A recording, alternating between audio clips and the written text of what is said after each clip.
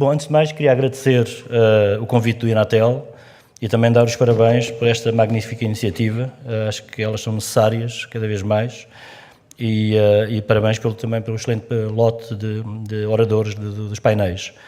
Há pouco o Sr. Secretário de Estado do Turismo falava-nos da importância do turismo no PIB. Não se sabe, não há dados realmente se é 10%, há economistas que dizem que é mais, pode atingir os 3%. Mas há uma situação que às vezes não se fala e que é interessante. Nós, em 2013, Portugal teve pela primeira vez, em termos de balança corrente primária, portanto sem juros, uma balança positiva. Sendo que em todos os anos anteriores, em décadas, essa balança sempre foi negativa, como não sabemos. Agora, na balança nós temos a balança de serviços, a balança de produtos, e a balança de serviços devido ao turismo tem sido praticamente sempre positiva. Portanto, realmente o que fazia depois, a problemática era realmente a balança de produtos, não de serviços, que essa devido ao turismo há décadas que é positiva e tentada a crescer como cresceu o ano passado, e este ano prevê-se também crescimento na ordem de 5%. Eu vou falar, portanto, como disse, sobre turismo cultural. Vou, para começar, basear-me, para fazer um enquadramento em relação ao turismo cultural, basear-me numa entrevista que sai hoje, amanhã, na Publituris, do Dr. Licínio Cunha, que é responsável do congresso que estamos a preparar com a Lusófona e com outras entidades e organismos nacionais, sobre turismo cultural, precisamente, um congresso que terá lugar de 30 a 31 de outubro, de novembro. E ele, nesta entrevista, analisa e dá alguns pareceres que eu penso que são extremamente interessantes, e para ficarmos com um enquadramento sobre o que se passa em termos de turismo cultural, sendo que ele tem uma visão um bocadinho negativa, talvez não tenhamos uma visão tão negativa, mas não deixa de ser interessante o ponto de vista do Dr. Licínio Cunha. Depois desta apresentação, irei apresentar alguns dados concretos sobre o que é o número do turismo cultural em termos mundiais e europeus e nacionais, e depois passarei então a falar de duas situações concretas, uma que é o trabalho que desenvolvemos ao longo de quase 2 anos em 4 concelhos da Beira Baixa, e que acho que foi extremamente interessante, e o Festival Internacional da Máscara Ibérica, que aconteceu há 15 dias e que é considerado por muitos um case study, e que acho que é interessante passar-vos alguma informação sobre esse festival, porque hoje é um festival que tem uma dimensão internacional, que atrai até nós muita comunicação social. Ele em 2012 teve 2,5 milhões de retorno publicitário, e em termos de turismo cultural, como dizia o Secretário de Estado, em que os hotéis quando abrem é necessário ir buscar os clientes, este festival permite que regiões de Portugal e Espanha, que empresas, que marcas, que produtos venham a Lisboa, perante cerca de 500 mil turistas ou cidadãos, apresentar-se. Vocês sabem que hoje por exemplo, uma bolsa de turismo de Lisboa tem 50 mil visitantes, 55 mil.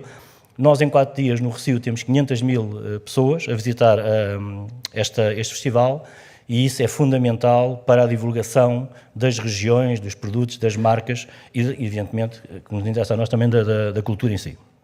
O Dr. Licínio, nesta entrevista que deu, a uma determinada altura, pergunta-lhe se Portugal tem sabido aproveitar os seus recursos culturais para potenciar e captar novas correntes turísticas.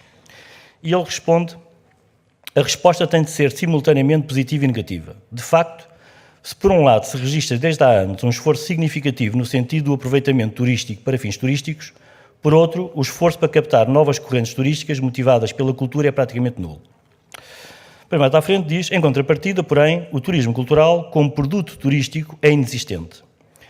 Eu não sou tão negativo, até porque há excelentes trabalhos realizados em Portugal. Temos aqui o Fundão, que tem feito um excelente trabalho, as aldeias de Xiste, a Rota do Românico, o próprio Inatel, mas se analisarmos no seu todo, realmente há muito por fazer na área do turismo cultural, sendo nós um dos países com maior potencial em termos da Europa e do mundo até.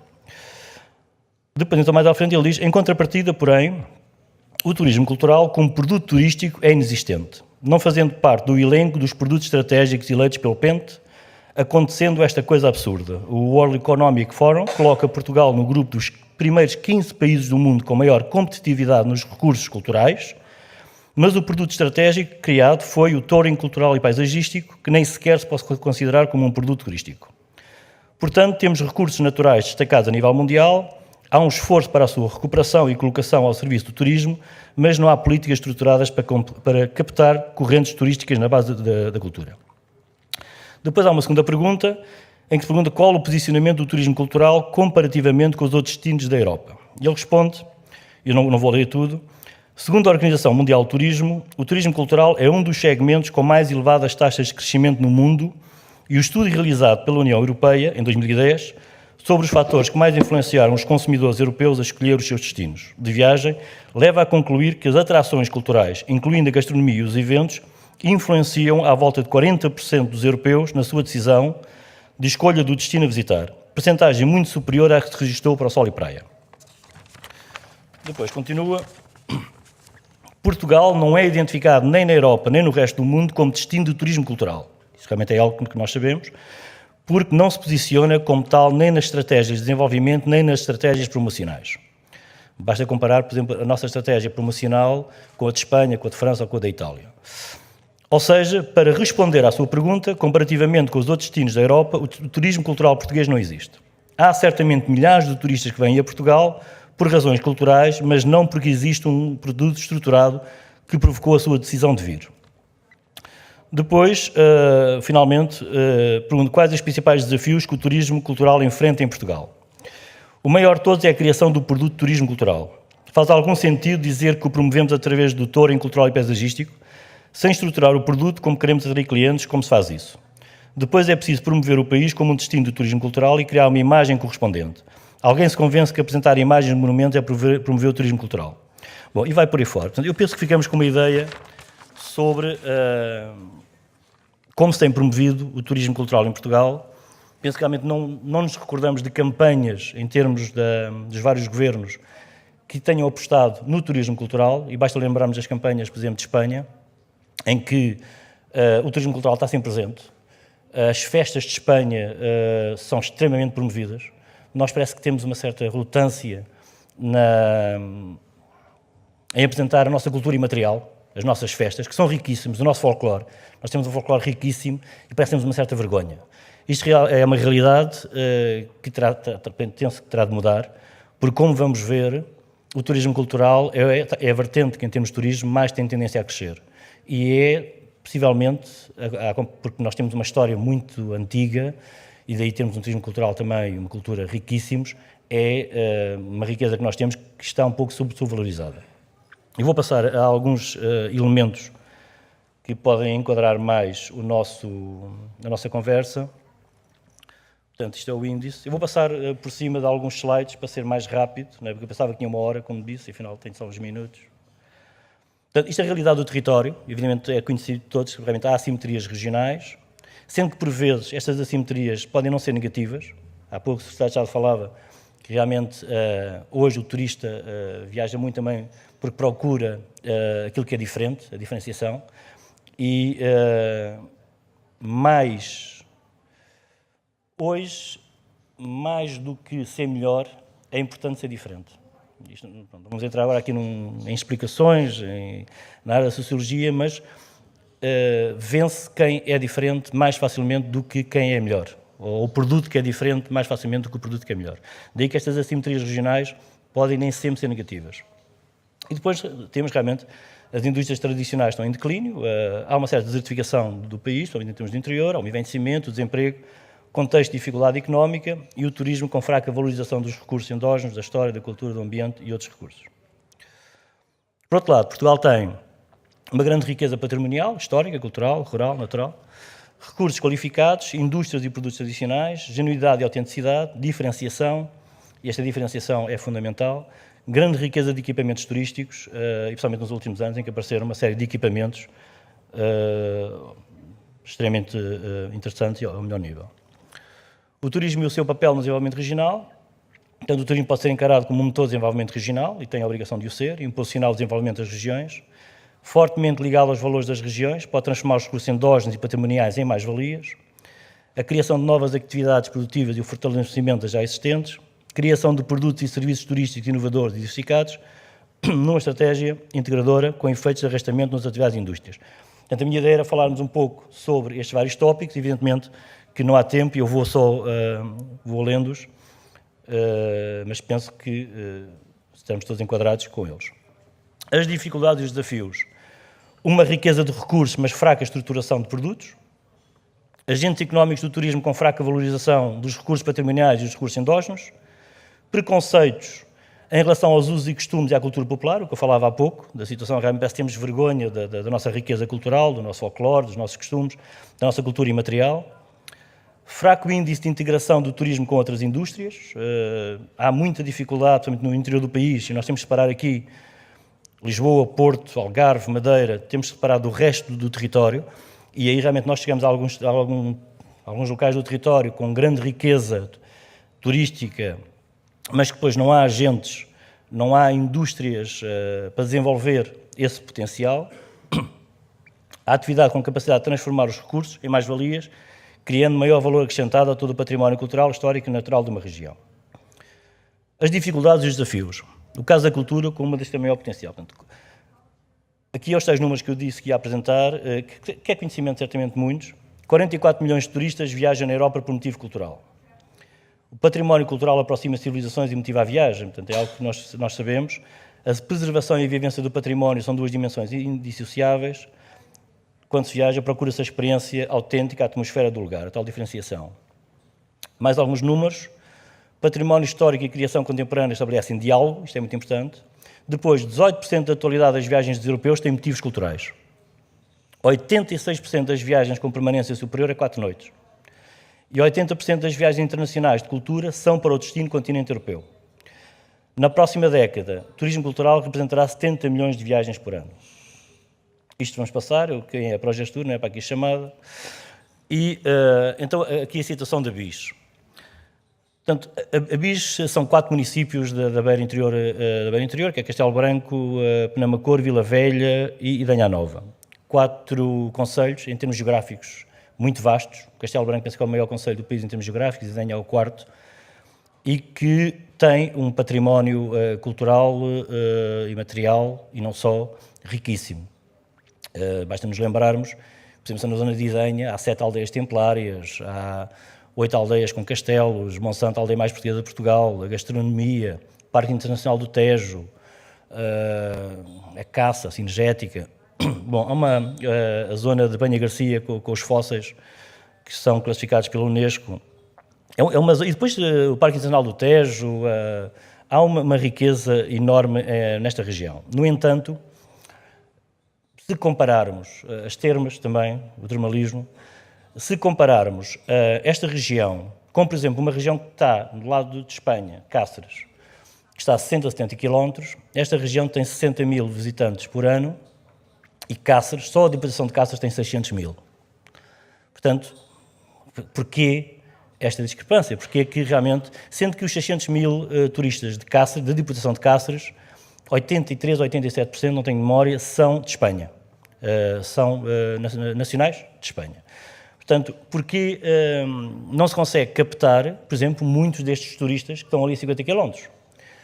E aquilo que nós fizemos durante 2 anos no território foi precisamente, quase que varremos o território, não só em termos do seu potencial, tanto material como imaterial. Acabámos por fazer depois, inclusive, uma rota dos mitos e lendas, que é algo que em Portugal penso que foi o primeiro, mas identificámos tudo o que era de interesse turístico, criámos rotas, mas também fomos aos agentes. E, ao fim de 2 anos, inclusive trouxemos técnicos de turismo de Espanha, falámos com vários técnicos nacionais, e ao fim de 2 anos, a primeira questão que nós colocamos é até que ponto é que os próprios da região, os próprios residentes da região, estão abertos, estão entusiasmados em que a indústria do turismo seja uma mais-valia para a região.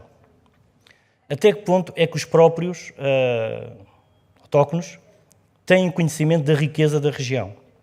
Portanto, e nós colocámos estas questões não em termos afirmativos, mas sim em termos de dúvida, para falar com as próprias populações, com as autarquias, com as entidades locais. Não foi fácil,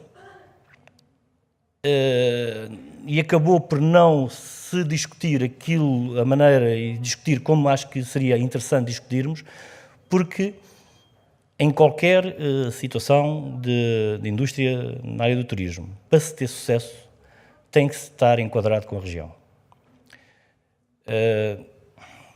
Eu vou-vos dar 2 ou 3 casos concretos para percebermos melhor. Portanto, nesta zona, há a Semana Santa de Idenha que se quer candidatar a Património Imaterial da Humanidade. No entanto, se nós formos ver os sites dos principais hotéis da região, estou a falar de pelo menos 2 hotéis de 4 estrelas, e se formos ver a programação e a oferta na altura da Páscoa, não faz qualquer referência à Páscoa de Idenha. Portanto, isto não faz sentido. E mais grave é quando chamamos a atenção desta situação e no ano a seguir não é corrigido. Portanto, eu posso-vos dizer, por exemplo, que o ano passado, no site de um hotel de 4 estrelas, até o site tinha, sobre a Páscoa, tinha uns ovos Fabergé. Portanto, quando a Idenha quer ser candidata a Património Imaterial da Humanidade ou à salvaguarda, os próprios agentes locais, privados neste caso, não promovem porque não estão enquadrados. E dava-vos vários outros exemplos. Evidentemente que isto não pode acontecer nem em termos dos agentes, mas também em termos da população. É muito importante a população ter conhecimento da sua riqueza, porque a população são os primeiros que vão vender a região. Não é só ser simpáticos. Mas o ser simpáticos tem a ver com a primeira pergunta que eu fiz, que é realmente até que ponto é que eles estão interessados, digamos, em ser simpáticos. Mas eles são os primeiros que vão vender a região. E é fundamental eles conhecerem e terem autoestima por toda a riqueza que eles têm. É interessante que no sábado passado houve uma conferência aqui em Oeiras da Believe, portanto, na área económica, e estavam 5 representantes de 5 países africanos da CPLP. E são eles que nos dizem que nós temos que ter mais autoestima. São eles que nos dizem, quer dizer, vocês fazem os sapatos da Letícia, fazem o fato bem do Phelps, fazem os chapéus que o Spielberg utiliza na Arca Perdida, eu não me recordo do nome, vocês têm o Mourinho, têm o Ronaldo, quer dizer, vocês são bons. Vocês iniciaram a globalização, mas parece que têm vergonha, quer dizer, vocês têm que ter autoestima. E realmente, quando se fala de turismo cultural, é isso que eu sinto um pouco. Parece que temos uma riqueza cultural vastíssima, fantástica. A gente traz cá os estrangeiros, eles ficam contentíssimos, admirados, querem voltar, mas depois nós não a divulgamos, não tiramos, digamos, todo o proveito que podemos tirar desta nossa riqueza. O que, por um lado, é bom. Quer dizer que há muito trabalho que se pode fazer e podemos tirar muitos dividendos futuros de todo este nosso potencial. Este trabalho na BIS foi um trabalho que originou 3 dossiês enormes, portanto, estaríamos aqui horas a falar sobre este trabalho. É um trabalho que analisa situações que são importantes, mas são situações mínimas. Eu já comentei isto com alguns técnicos de turismo nosso. Por exemplo, em mais de 100 hotéis, em mais de 100 restaurantes, em todo aquele território, só os hotéis de 4 estrelas, os 2 de Castelo Branco e os 2 de Idenha, é que tinham a ementa em mais que uma língua.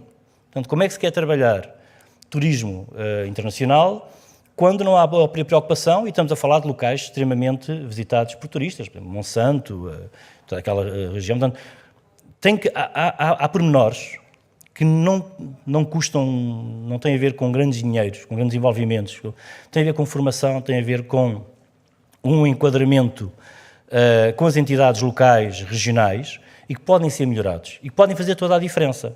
E aí, a Progestur, nós estamos a trabalhar imenso com as Astúrias, e estamos inclusive a fazer pontes entre agentes nacionais e asturianos, e penso que aí eles são um exemplo nestes aspectos, porque eles são bastante mais abertos, e acho que nós temos a aprender bastante com aquilo que foi o caminho das Astúrias em termos de turismo cultural até hoje. As Astúrias há 30 anos não tinha turismo, as Astúrias têm turismo há 30 anos para cá. Quando o Papa visitou Covadonga, e a volta à Espanha chegou aos lagos de Covadonga. Portanto, eles eram uma região totalmente mineira, hoje é uma região que vive do turismo. E, em alguns aspectos, como por exemplo as zonas asturianas, o turismo rural, são, digamos, um exemplo em termos mundiais. E há situações em que eles nos falam, e eu trouxe técnicos de turismo asturiano cá, juntamente com técnicos nacionais, evidentemente, que estivemos todos juntos naquela região, e uma das situações que eles nos dizem é para trabalharmos em rede, para partilharmos, para não trabalharmos cada um com a sua quinta. Isso é algo que acontece, como sabem, em algumas regiões mais do que outras em Portugal, mas que acontece ainda muito cá. Bom, este trabalho da BIS foi um trabalho extremamente interessante, é um trabalho que espero que dê frutos em termos de futuro, é um trabalho em que foi analisado os pontos negativos e os pontos positivos e foi sugerido foram feitas várias observações em termos de sugestões para o futuro. Se ele agora vai ser tido em conta ou não, isso já, digamos, vamos ver o que é que vai dar. Vamos passar ao FIMI. O FIMI é algo que me diz... portanto, isto tem a ver ainda com a BIS, aquilo que foi feito, aquilo que originou, alguns resultados. Eu posso, por exemplo, dizer que uma das situações que encontramos na BIS foi o desconhecimento de... mesmo pessoas que vivem a 10 km de um local de grande potencial turístico não o conhecerem. Ou, por exemplo, no concelho ao lado, não saberem quem é Ribeiro Sanches, e muitos de nós não sabemos quem é Ribeiro Sanches, que é uma figura de nível mundial, que, por exemplo, na Rússia é considerado uma figura eminente. Ele é da Academia de São Petersburgo, porque é uma pessoa do século XVIII, é um primeiro médico que falou do cancro, foi médico da czarina, foi médico do exército russo, estudou em Haia com os grandes filósofos da altura, é considerado por muitos académicos em Portugal uma figura ímpar. Alguns defendiam que ele devia estar no panteão e, no entanto, muitos de nós não sabemos quem é Ribeiro Sanches. Ele é de Penamacor e, se calhar, em Idenha ou no Fundão, a maior parte das pessoas não sabem quem é Ribeiro Sanches. Isto mostra bem a nossa riqueza, mas também, realmente, há aqui alguns de vocês que já estavam comigo há uns anos atrás, quando eu brinquei que muitos de nós não sabíamos quem era Grão Vasco. Grão Vasco era uma marca de vinhos.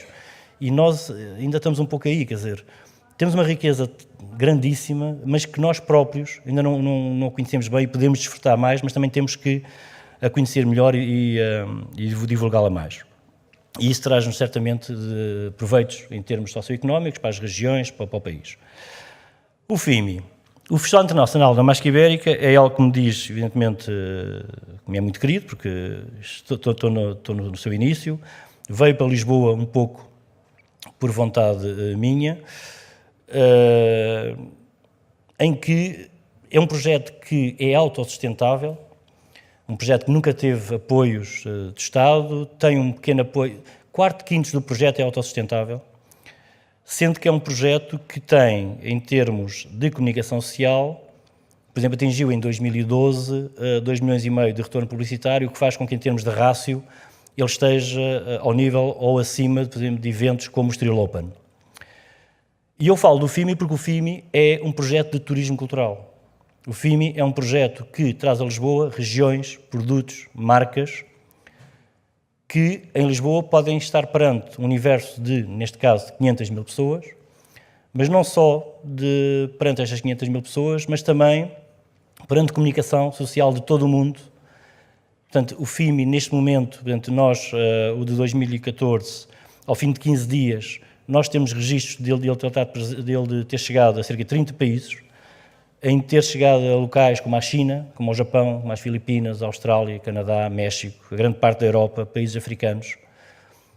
Isto com um projeto cultural de baixo custo. E isto mostra bem o potencial que a cultura tem e que, através da cultura, nós conseguimos, digamos, trazer, alavancar tudo o resto. Porque o FIMI está no Rossio, porque é um projeto cultural. Se fosse um projeto com outras características, evidentemente não era possível estar no Rossio. Algumas regiões de Espanha deixaram de estar presentes, por exemplo, na BTL, para estarem no FIMI, porque cada vez mais privilegia-se este contacto com o interlocutor direto. Há uma série de marcas que, através do FIMI, não só estão a fazer contactos internacionais, porque Depois, para além da questão cultural do FIMI, há outras áreas que se envolveram. Portanto, nós, por exemplo, nós temos um festival de gastronomia dentro do FIMI, que este ano teve 3 chefes Michelin. Nós temos um palco ibérico em que participam grandes nomes da música internacional. Mas temos também, eu peço só desculpa. Vou acabar, praticamente. Muito obrigado. Mas temos também, que o tempo não... A gente não dá pelo tempo. Mas temos também, ao mesmo tempo, uma atividade em termos institucionais. E só para terem uma ideia, através do FIMI, nós criámos, com a Fundação Zó Espanhola e com o apoio da Embaixada de Portugal em Espanha, nós criámos a Associação de Desenvolvimento de Astúrias Portugal, que neste momento está a trabalhar na área institucional, cultural, académica e empresarial. Com, por exemplo, com associações comerciais e industriais, onde estão 10 mil empresas, onde estão cerca de 20 municípios portugueses e espanhóis. Isto para vos dizer, realmente, a importância que é apostarmos nestes eventos de cultura, que através destes eventos de cultura conseguimos chegar depois a muitas outras áreas em que a mais-valia socioeconómica, digamos, é mais direta. Eu não queria fazer muito whey, estou a fazer. E pronto, é difícil, com pouco tempo, desenvolvermos mais. Eu passei por cima de uma série de situações. Penso que tentei dar uma visão de turismo cultural, dos números, da realidade, e dei-vos o conhecimento destes 2 projetos de uma forma muito, muito sintetizada, mas depois, se tiver alguma pergunta a fazer, estarei disponível. Obrigado.